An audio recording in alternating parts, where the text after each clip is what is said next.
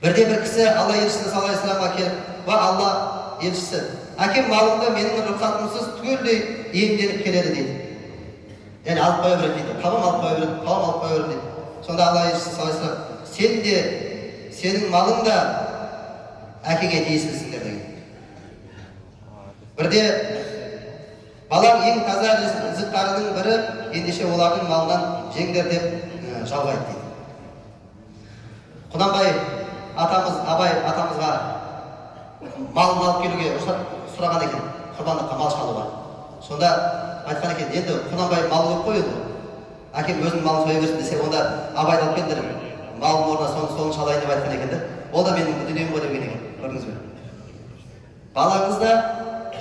Балаңыздың мүлкі де ол сіздікі, сіз толықтай хақыңыз бар оны жұмсауға да айтқан кезде. Сіз біліңіз, әкем мен алып қойды, анаяқтан былайдан жасап қойды деген нәрсе болмайды. Сіз де, сіздің мал мүлкіңіз де әкеңіздікі, неге әке деп арнайы айтып тұр? Бұл үлкен мәнге ие құрмет. Өйткені әке сізге салған кезінде, сіздің осындай болуыңызға, осындай жетістікке жету үшін ақшасын жұмсаған, терін, күш-жігерін сарп еткен, түнде ұйықтамаған, аздан кешке шейін күннің ыстығы, суығы дегімеген, сізді жетілдірсін деген. Одан кейінгі сөзіңіз бұндай бола ма? Мүмкін емес ол нәрсе. Жақсылықтың қайтарымы жақсылық болу керек, және ол толыққанды. Жартылай 50%, 20% деген болмайды. Сіз және сіздің мал мүлкіңіз әкеңізге тиесілі.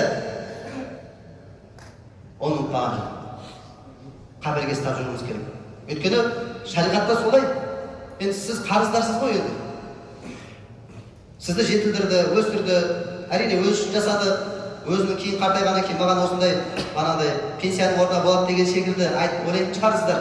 Бірақ жоқ. Әкейсіздер ма? Біліңіздер, сіз ол үшін жасамайсыз. Мына мен балам өскеннен кейін маған қарайды демейді. Мейірім тұр да мына жерде. Жақсы болса екен деген мейірім тұр, көрдіңіз бе?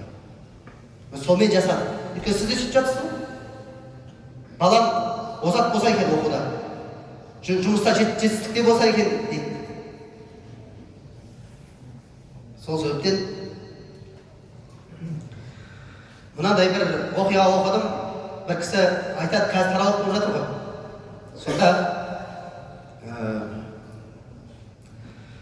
мен әкелердің дейді, бір баланың әкесі баласының арқасынан қағып, "Балам, жарайсың, бүгін 20 ракатқа тұрдың, қандай кереметсің" деп айтатын дейді.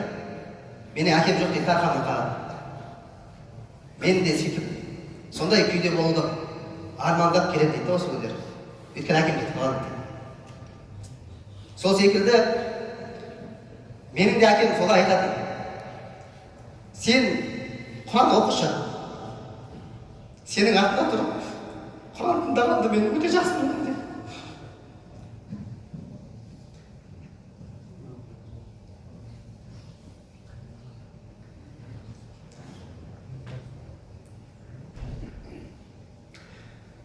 Әкелердің қадірін білейік, құрметті ағалар. Кеш болмай қалған кезде. Кеш болған кезде өкініш болады деп тұрмын. Көзі тірі ма, қамқорлық етіңіздер. Өйткені сізге жақсылық жасайды тек қана жақсылық қалайды, қатал болуы мүмкін. Қатыгез көруі мүмкін, сізді асырап алған сияқты жасауы мүмкін қарым-қатынас. Бірақ ол тек қана тәрбиелік үшін. Көрдіңіз бе? Сол себептен сізді салиқалы болсын, сізді жақсы болсын деген әке, ол ертең күні жемісін жейді. Сіз де солай қамқорлық етсеңіз, сіз де жемісін жейсіз.